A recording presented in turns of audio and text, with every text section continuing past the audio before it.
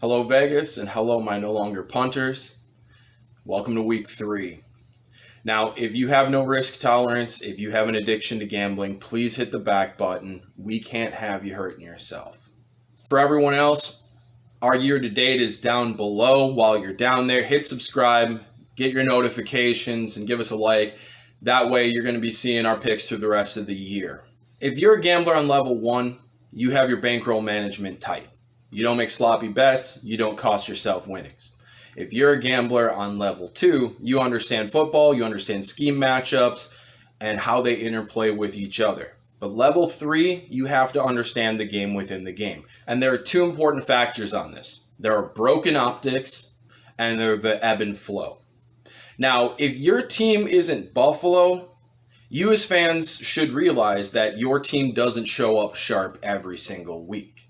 Buffalo is the one rare team that just comes out every single week. And that's your ebb and flow. Teams sharpen to a point, and then they dull from that point, and then they resharpen.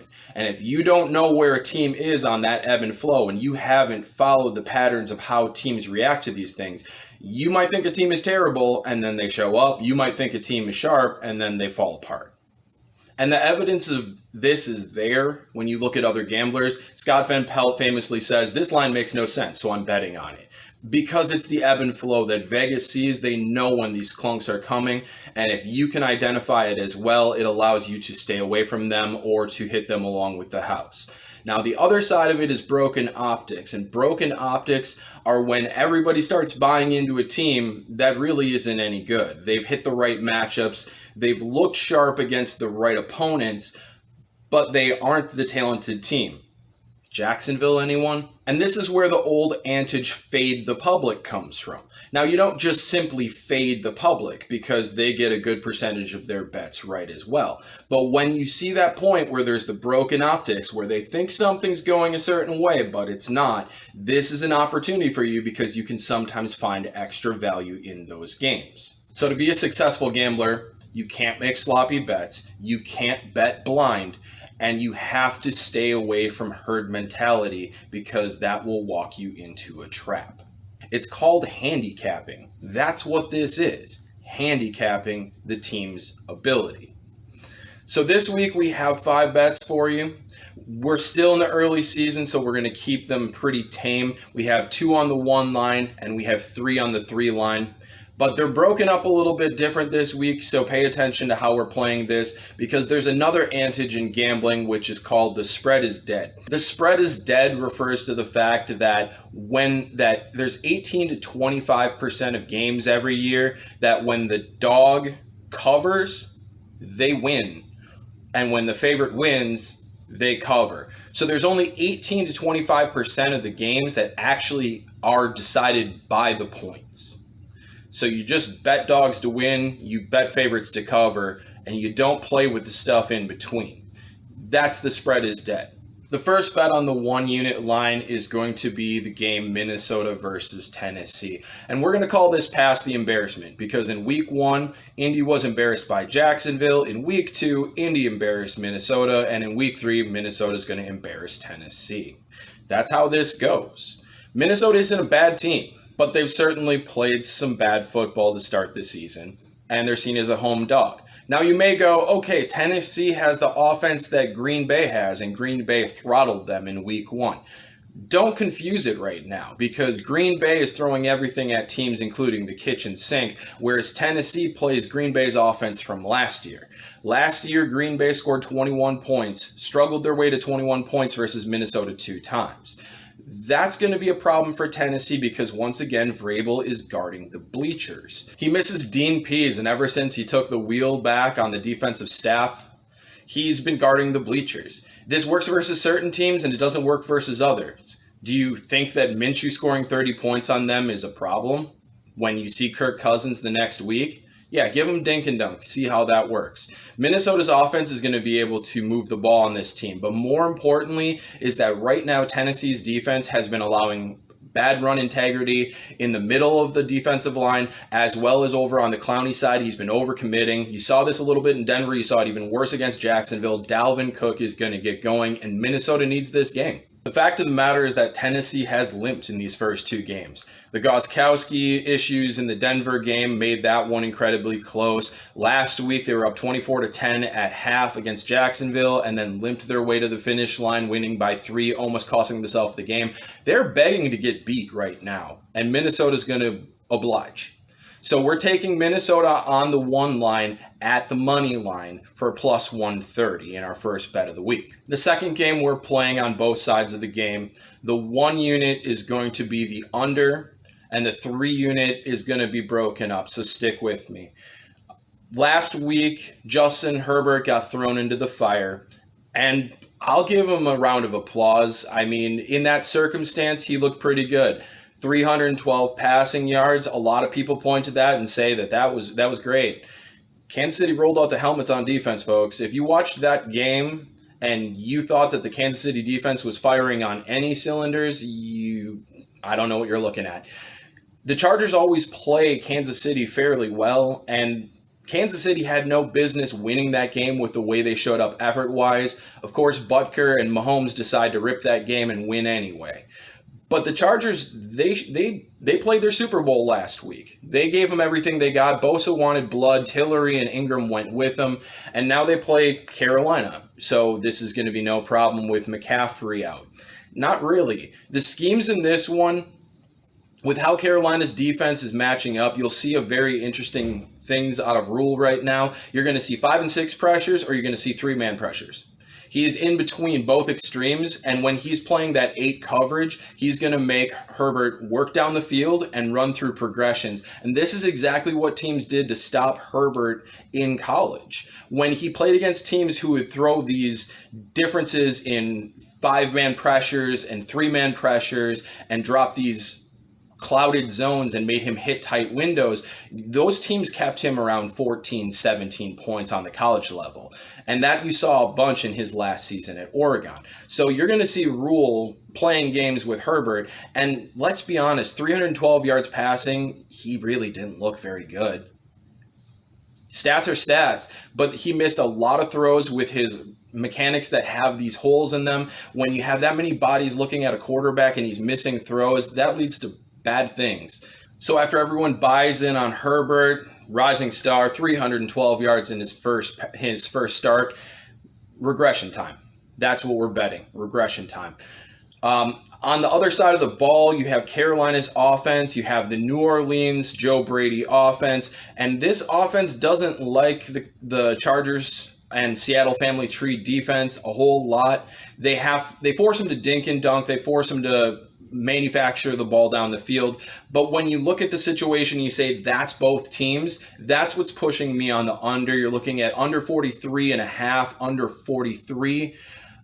I don't expect the winner to score more than 20 in this game, so I like that play. But I also like the line because if you're going to give me a choice between the rookie quarterback in a very diverse zone, or if you're going to give me the choice of Bridgewater being a professional, picking apart their zone and moving the ball slowly down the field, I'm going to lean to Bridgewater every single time.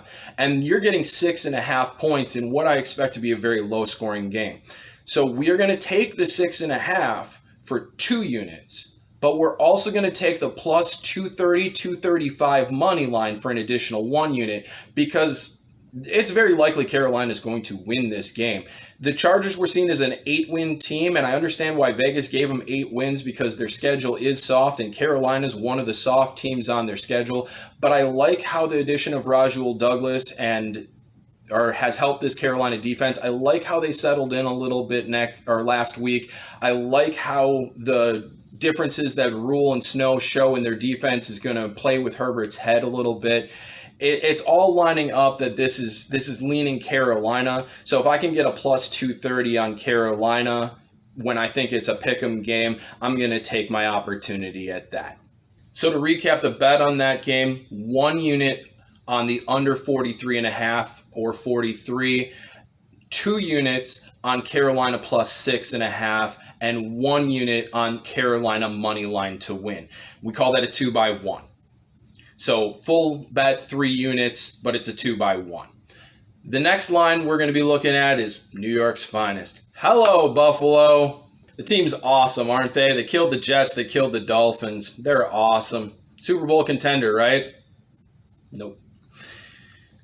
The Rams matchup with the Buffalo Bills is troubling in so many ways for the Buffalo Bills. The inside zone that we saw Philadelphia and Washington crush them with last season is something in the Rams playbook. The middle of the zone that's wide open for guys like Gesicki and Crowder sees Higbee and Cooper Kupp this week. There are so many bad things in this matchup for Buffalo, and I would put this one higher, but there's something about 2 East Coast noon games in a row for the Rams that just wants me to take this lightly. As far as offense goes, Buffalo's going into a trio of very good man corners. They have a lot of speed and a lot of range in the secondary. There's just the Rams and the multiplicity of their fronts and the blitz schemes. It's just a very, very difficult matchup here for Buffalo. Buffalo's going to have to run Josh Allen to the outside. They're going to want to get their toughness out on the small speed guys of the Rams defense. You're going to have to get away from the middle of the line. You're going to have to get away from Aaron Donald very, very quickly. As far as offense goes, Buffalo's going to have to run blitz into the interior zone, or they're going to have to blitz off the slot for the boot motions. You're going to have to guess, and you're going to have to hope that consistent blitzing rattles Goff and puts him on off his kilter. And that's possible. We have seen Goff see pressure and flop under pressure. He has a little bit of that chicken in him. But there's just so many things here for the Rams right now, and McVay is calling such a beautiful game. And on top of that, they're basically able to run a college version of a Meerkat offense where the whole offense looks over and listens to McVay right up until the snap because of the lack of crowds in stadiums. The Rams last year had an issue scoring on the road, and this had something to do with communication. Well, communication's wide open right now for them. They look sharp, calling a beautiful game. They have so many different options to go to in this, and whenever Buffalo decides that they're going to take something away, something else is opening up. I just don't like this game for Buffalo. I think it's the best team that they've seen since they played Baltimore last season. I think the Rams are legit right now, and we're going to take them for 3 units to win this game outright. And for our last bet, give Burrow and Baker some credit for making Thursday night interesting last week, but do not forget the fact that these defenses that Cleveland and Cincinnati have are absolutely terrible.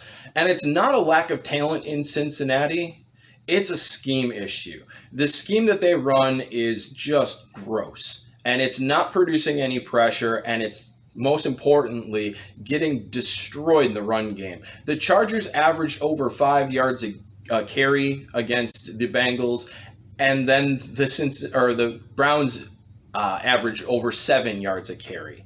Miles Sanders, get ready. You're going to have a day. So if you give Philadelphia's offense that has struggled the ability to stabilize their offense with the run game, you make Wentz's life so much easier. And Wentz is having problems right now. You hit him, just start the clock, because every time he gets hit, he looks worse and worse and worse after that point for the rest of the game. And you've really seen this since he blew his knee. The moxie, the machismo, he looks like he needs a sports psychologist real bad. So now you play against Cincinnati. They're not creating pass rush. They're not stopping the run. This is going to allow the Philadelphia offense to get going in the right direction. But most importantly, is that Philadelphia is one of the heaviest ebb flow teams you have seen in this league for the last year. Last year they lost to the Atlanta Falcons, and then they lost to the Detroit Lions at home. Embarrassing losses. And then they went to Green Bay and kicked Green Bay's butt. Why? Well, they could run against Green Bay, and that balanced them out. And then they lost to Minnesota, and then they lost to Dallas, quality teams. But then they saw Buffalo, and the inside zone tore Buffalo apart, so they crushed Buffalo. A little bit later in the season, they lost 2 games to quality opponents, and then they went on the road and embarrassed themselves versus Miami. The alarm clock started to ring, and then they came back out and swept the season. This is Philadelphia. They walk through the motions so often, but then if you stabilize their run game, and you're ringing that alarm clock, this team shows up and just mauls people. And that's what you're seeing Cincinnati walk into this weekend. Now, the line move on this one has been a little dicey. So I was going to have this on the 5 line. I've backed this down to the 3 line. Absolutely no reason to be aggressive if they're throwing up a little bit of a warning flag that makes the hair on the back of your neck stand up. But I just don't see Cincinnati's defense stopping the rushing attack, and then you have Ertz and Goddard, and that's all you need for Wentz because nobody on that defense can cover them. They have some talent.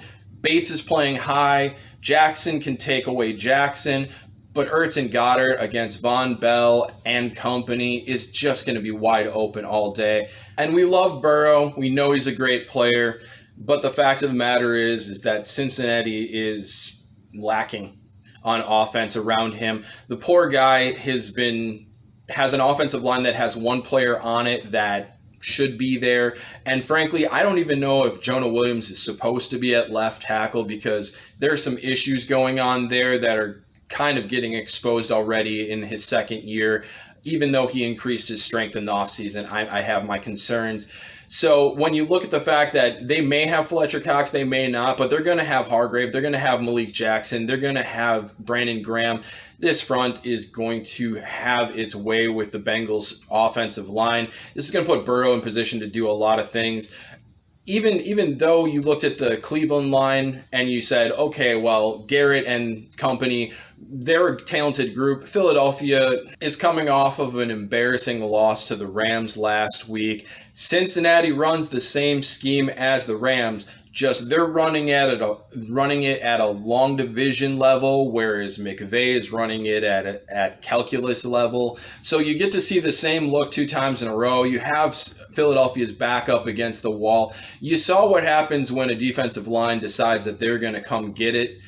In the Chargers-Chiefs game last week, I expect the same from Philadelphia. The alarm clock is ringing. So what we're going to do is, because Vegas has given us this mushy line that just makes me slightly uneasy, we are going to take this on the 3 line. We're going to buy the hook down to 4 points and play it for 3 units. And for a quick recap, that's Minnesota money line, Carolina, and the Chargers under 43.5 or 43. Carolina +6 for 2 units. Carolina money line for 1 unit. The Rams money line for 3 units. And Philadelphia -4 for 3 more units. On the season, we are 5-3. We've left a lot of meat on the bone. We should be up double what we're up right now, but a little bit of the sloppy lines or sloppy decisions have held us back. That happens. We're going to try and clean that up this week and push that record a little bit higher, but we are hitting our top bets to this point. We are up 7.8 units on the year. So here's to another good week. I love you guys. We need you. Stay strong, and I'll see you on the other side.